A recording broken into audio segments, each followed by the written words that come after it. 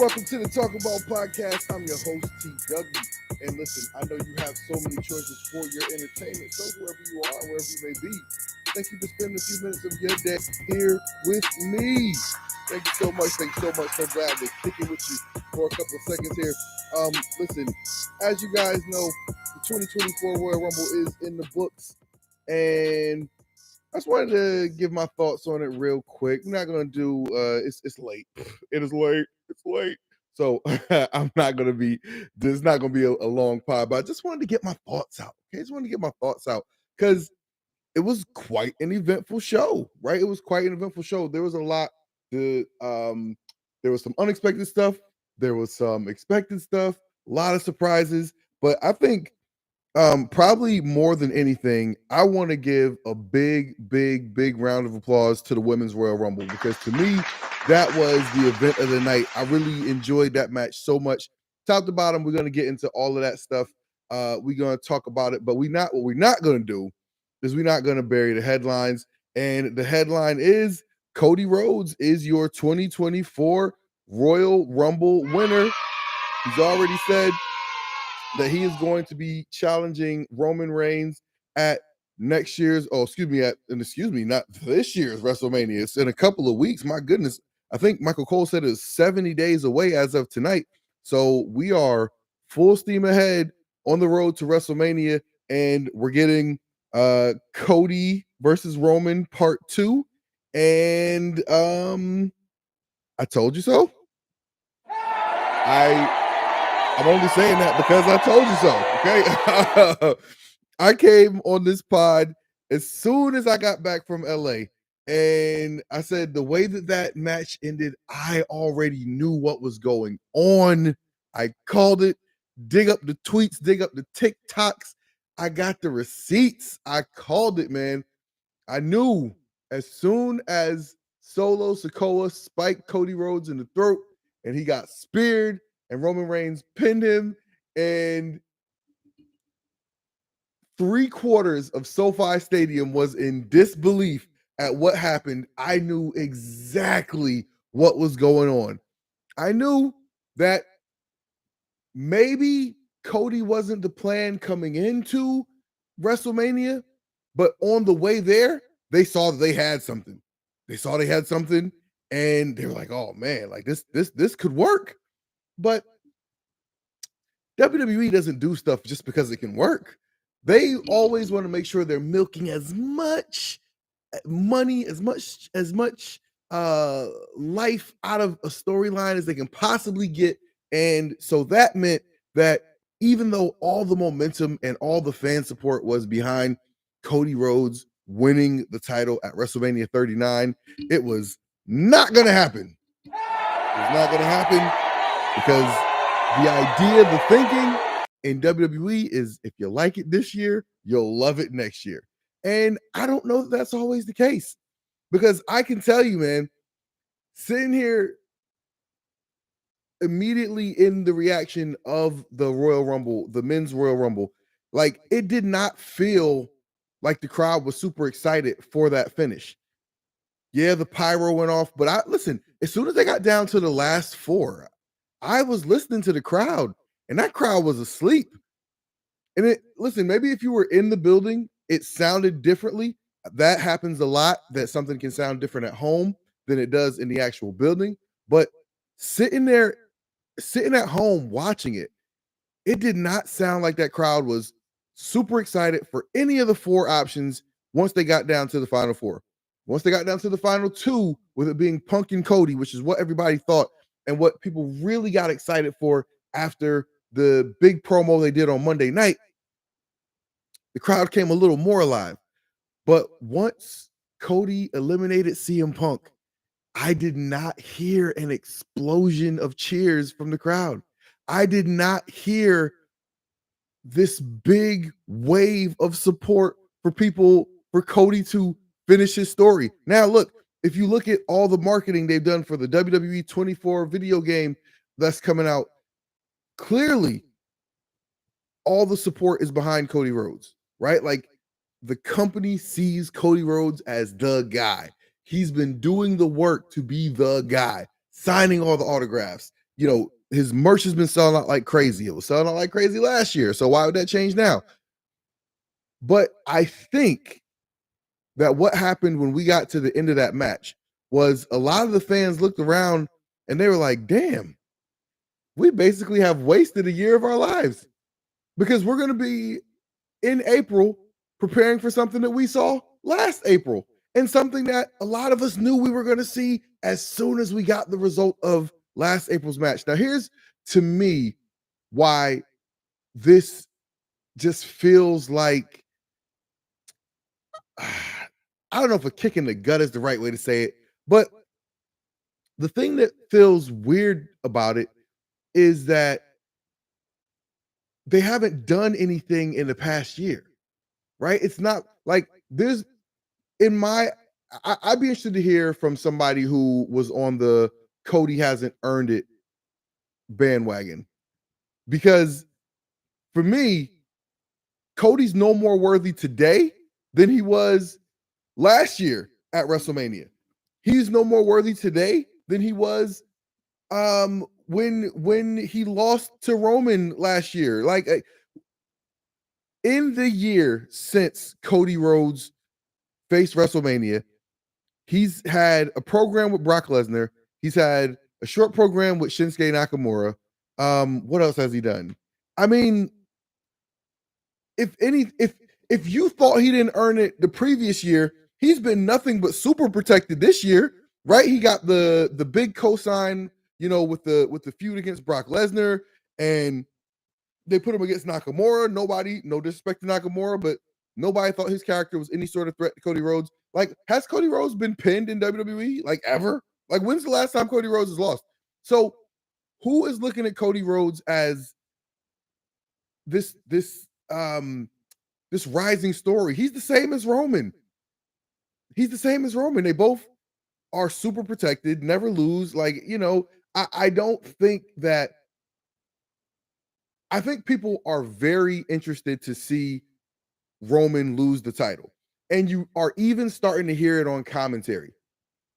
If you listen to the commentary, you'll hear Michael Cole saying things like, you can complain about it, blah, blah, blah, blah, you can be tired of it. So they're starting to feed that into the audience. They want you to openly express that you are tired of Roman Reigns, that you just had enough of this million-day title reign, right? Like, that's the thing with WWE. They don't react to the fans. They try to manufacture the fan reaction. And they're great at it too, by the way. Give these guys credit. They are great at manufacturing fan reaction. They did a hell of a job on that this week. It was funny because on Monday night, they did the promos where CM Punk was talking to Cody Rhodes and Gunther was talking to Seth Rollins. Then on, I think it was Tuesday or Wednesday, a report came out that the plan was to have Gunther face Seth Rollins in a squash at WrestleMania, and everybody just believed it and ran with it. And I think a couple of days later, the reporter from Sports Illustrated, who that information was fed to, he basically admitted, like, yo, I was told that was all BS. And so, again, people, like, WWE is smart. They understand that the way to get people to believe is to just feed the information through sources that they trust, which in this case is the dirt sheet. So they want to manufacture the reactions as much as possible, which, by the way, that's just smart TV production, right? Like, if you're producing a TV show, you don't want to leave anything to chance. You want to put something on TV that's going to get a certain reaction, and you want to prepare the audience to give the reaction that you want when you show them that particular thing, right? So we've been barreling towards Roman versus Cody for over a year now, and now it looks like it's solidified that that's what's going to happen at WrestleMania 40. And I got to tell you, man, listen, of course, look, people are going to get on the train. They're going to get behind it. They're going to, say this is the match they wanted. They're excited to see Cody finish the story. Like, people are going to get with that. But listen to that crowd. I'll go back and watch the show again. Maybe I misheard the audience, but what I heard during that show was not people that sounded excited to see a Cody Roman rematch at WrestleMania in Philly. Now, that's what we're getting. So everybody will tell you they like it. Same thing with the idea that we had a couple days ago that it was going to be Rock versus Roman. I've been saying for years, as long as people have been talking about the idea of that match, that match would be horrible. Why would we want to see Rock versus Roman? I don't have any confidence that Rock can put on a good match with Roman. I just don't. But they gave us the right teasers, and everybody was full steam ahead. That's the WrestleMania match. And by the way, if you spend what it costs to book Roman Reigns, you do that match at WrestleMania. But I want to give another big round of applause to The Rock, because The Rock apparently turned negotiating for a WrestleMania match to come back for one WrestleMania match into a seat on the board at TKO. Give that man his credit. That is one of the top finesses that has probably ever taken place in the business world. So good for that man. Good for that man. But as far as tonight goes, the men's rumble was mid. It was nothing special. It really was. I was excited to see Braun Breaker. Braun Breaker looked like he belonged. Okay, that dude looks like he should have been on the main roster yesterday. Carmelo Hayes, he's been getting a lot of time on the main roster, and listen, I think he's going to be a big deal. I think he's definitely going to be a big deal. Both those guys can go. They look like big time athletes. Like Braun Breaker and Carmelo Hayes are going to be great when they get a chance to, get a good quality story, have some good quality matches. Like these two guys are going to be stars once they get called up. But again, the finish to the match, Cody winning wasn't a bad choice. I just don't think anybody really cared. I think when you look back over the course of this last year, this time last year, the Bloodline was the hottest story in wrestling. We got the Kevin Owens. It was Kevin Owens versus Roman Reigns at last year's Royal Rumble, with the story after the match of Sami Zayn, hitting Roman with the chair, turning his back on the Bloodline. And that was huge. Biggest story of this generation. So much fun, right? And then you had Cody rising, and we were all telling ourselves, oh my God, this is a great thing. The Bloodline is crumbling and Cody's rising. Cody's going to finally knock off Roman, and it's all going to come crumbling down. But then when they didn't do it, everyone again was like, oh, well, this Bloodline story is it's got so many chapters. This is cinema. We're just going to take another turn, and they're going to do more stuff, just make this story go even better and just last longer and it's going to be greater by the time we get to next year's story. Paul Heyman said we were only in the third inning, and everybody's just rolling with it. But what happened? Nothing happened. The Bloodline story should have ended at Bloodline Civil War. And they honestly screwed it all up by not taking the title off Roman last year. If they took the title off Roman at WrestleMania, then he could have lost the Bloodline Civil War match.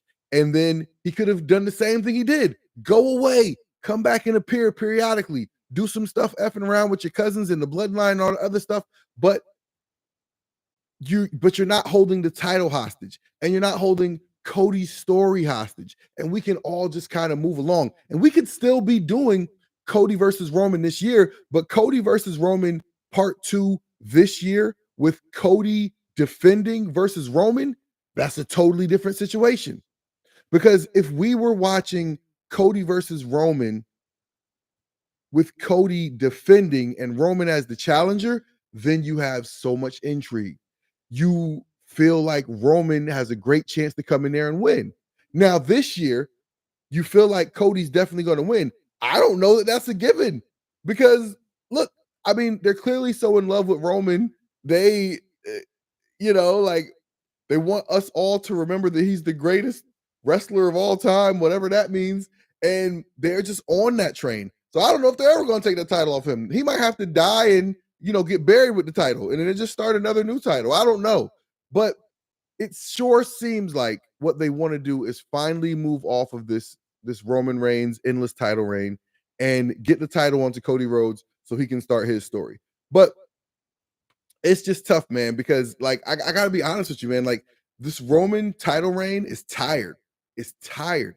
The matches are all pointless because there's no possibility that anyone else is going to win. And like, this isn't like me complaining as a fan, like, oh, I hate the Roman wins all the time. It's like, no, if you're telling me a story, but I already know the outcome, what's the fun? What's the fun in the story? Right? Like there's not a lot of twists and turns because ultimately it does not matter.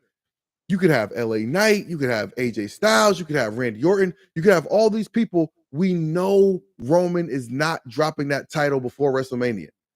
So it doesn't matter. So and it hasn't mattered for a full year. So that's what, as a fan, you have a legitimate gripe because you can't say that they've given you quality story with Roman Reigns for the past year.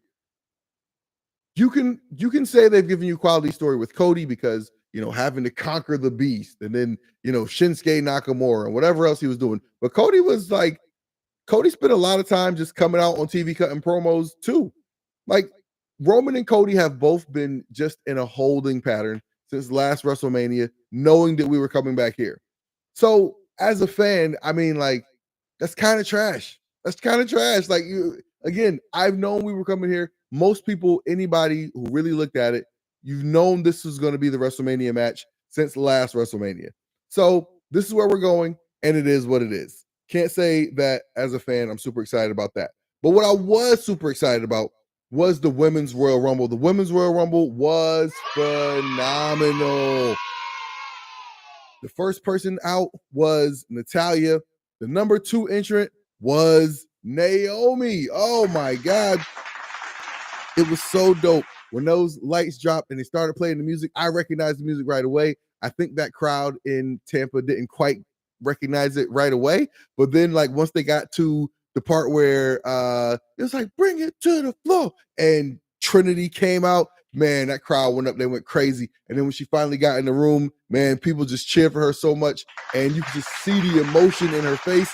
Oh, man, it was dope. I'm so happy for her because Naomi is a talent who, she's been great for a long time, but she's never quite gotten that spot, right? Naomi has never quite gotten a chance to shine on the level of those who are selected to be the top talents.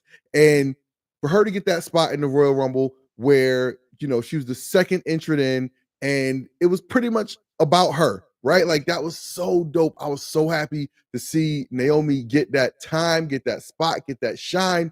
Good for her, man. I'm so happy for Naomi. But then the next biggest thing that happened was the first surprise entrant. Well, the second surprise entrant was Jordynne Grace. Oh my God. And listen, at first when the music hit, people didn't quite know. And then you saw the Jordynne Grace come up on the LED boards and she stepped out there. And this is where I got to give Jordynne Grace so much credit. Jordynne Grace did not look like that moment was too big for her. Jordynne Grace did not look like she was starstruck or awestruck at being in a WWE event in a stadium with 40,000 people. She did not show the slightest bit of nervousness or anything like that. She stepped out, she let the crowd, see her kind of take it in, and she flexed a little bit, and then she came out and just did her thing. I was like, man, Jordynne Grace looked like a huge major star tonight. I think Jordynne Grace, she might have been the biggest winner of the whole night because she came out representing the TNA Knockouts, wearing the TNA Knockouts championship. They put her over on commentary, and then she got to have some spots with Naomi right there in the middle of the ring. So they were able to reference and call back to the fact that Naomi had lost the Knockouts championship to Jordynne Grace. I mean, it was a really, really, really great moment for her. And then when she was in the ring, she did spots with everybody. They didn't little bro her at all. She had a good showing in the match. She eventually got tossed out, but she was in the match for a good amount of time. And just shout out to Jordynne Grace. That was a huge, huge moment for you. Huge moment for Jordynne Grace. Huge moment for Impact. And if you look at WWE social media, They promoted the Jordynne Grace appearance a lot. They promoted it a lot, and so that's huge for TNA. You know, it's huge for Jordynne Grace. Jordynne Grace was definitely out there auditioning for a job, and I say, good for you, ma'am. Good for you. I hope that when she was on the way back, Triple H gave her one of those keep in touch. You know, gave her one of those because she showed out and she definitely looked like she belonged in a WWE ring. So good for her. Good for Jordynne Grace. Good for TNA. When Jordynne Grace was standing in the middle of the ring, the whole arena was chanting TNA, TNA. And in my head, I said, look, man, you know, people always want to say nobody watches TNA.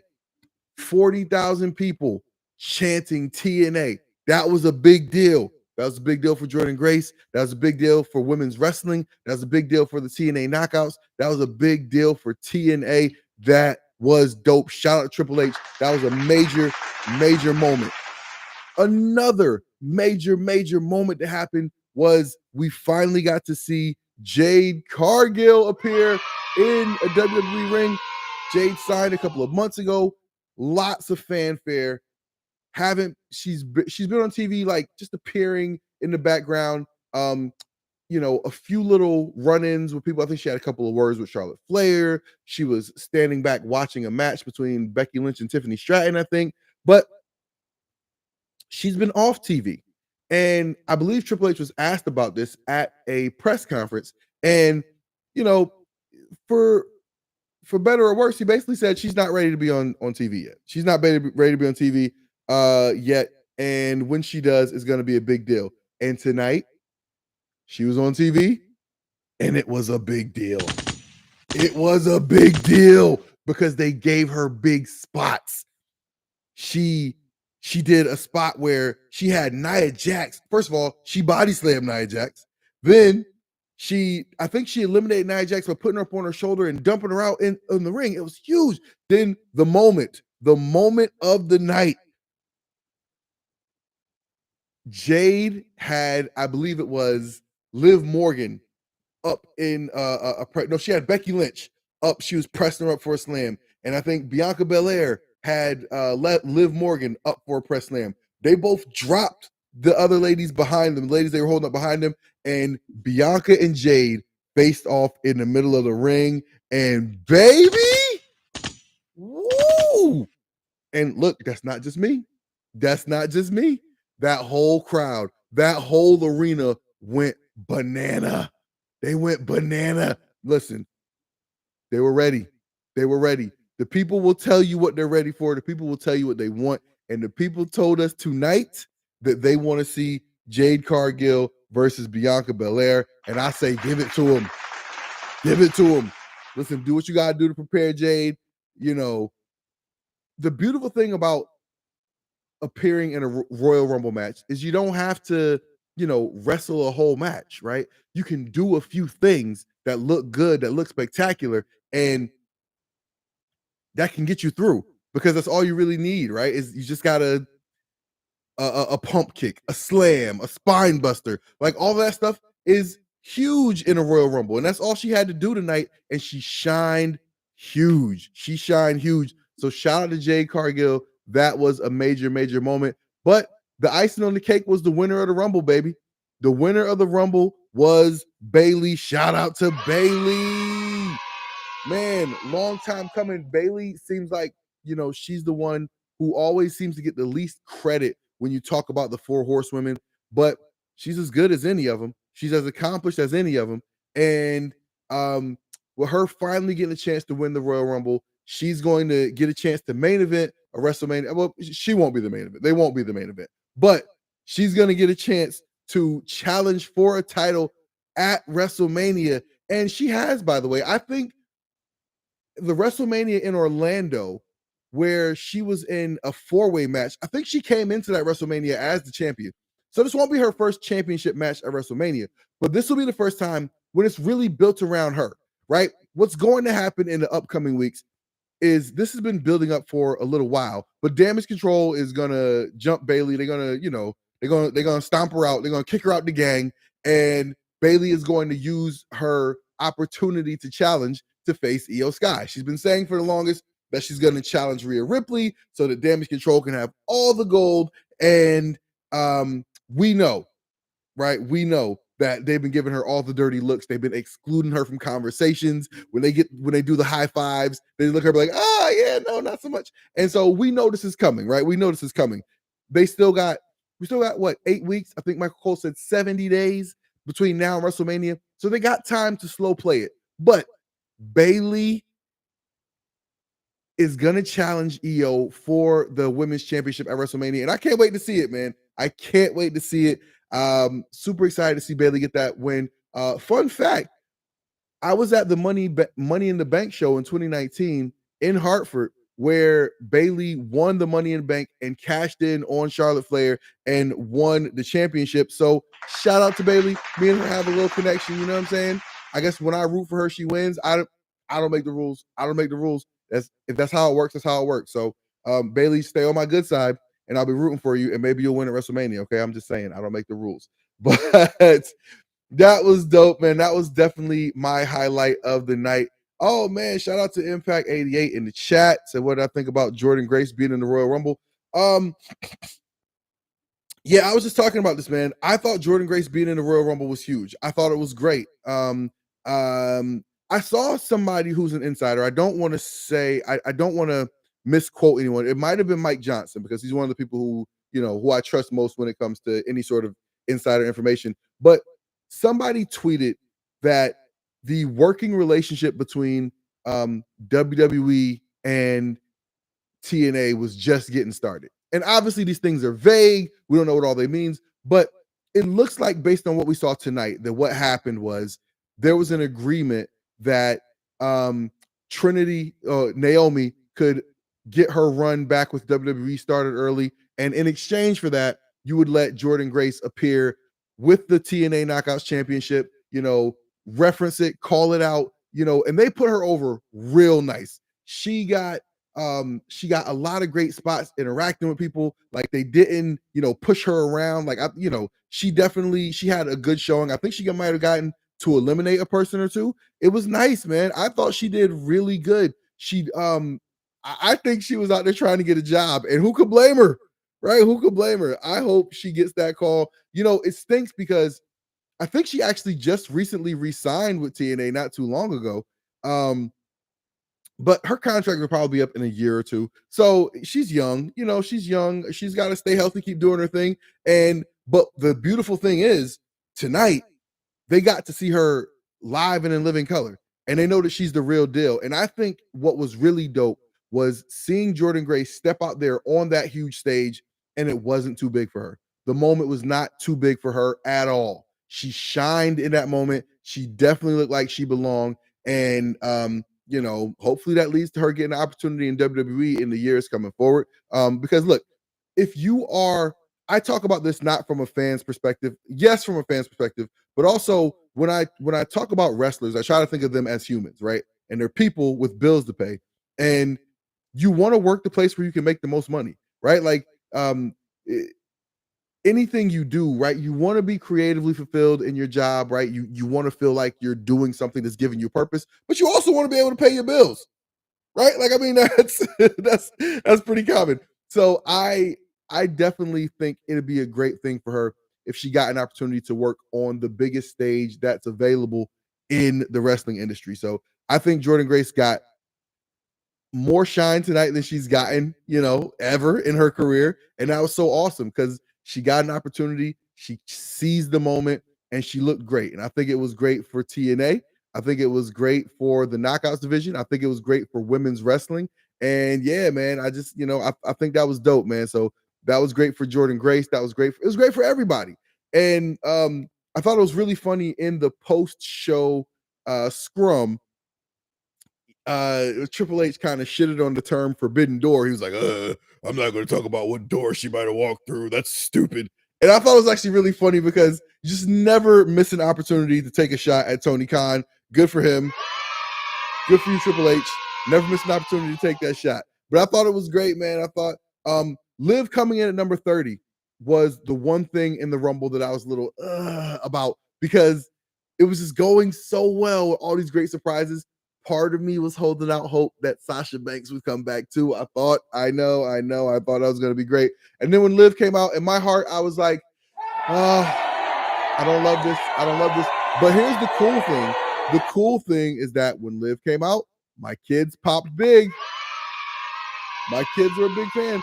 The kids love Liv. So shout out to her, man. Shout out to her. Good to see her back.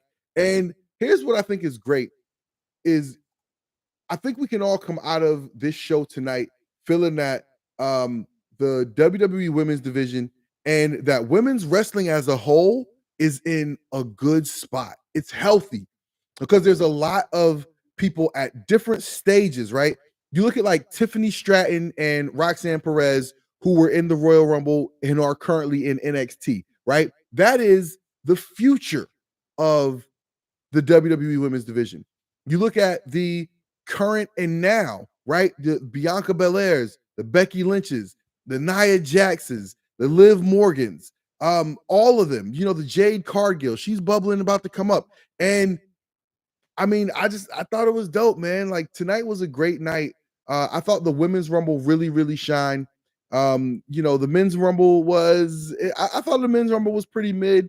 And you know, Cody winning, I don't have a problem with Cody winning per se, but like I said, I just the fact that Cody winning is a realization that the last year of our time has basically been wasted. It's a little bit of a kick in the nuts. Not gonna lie, a little bit of a kick in the nuts.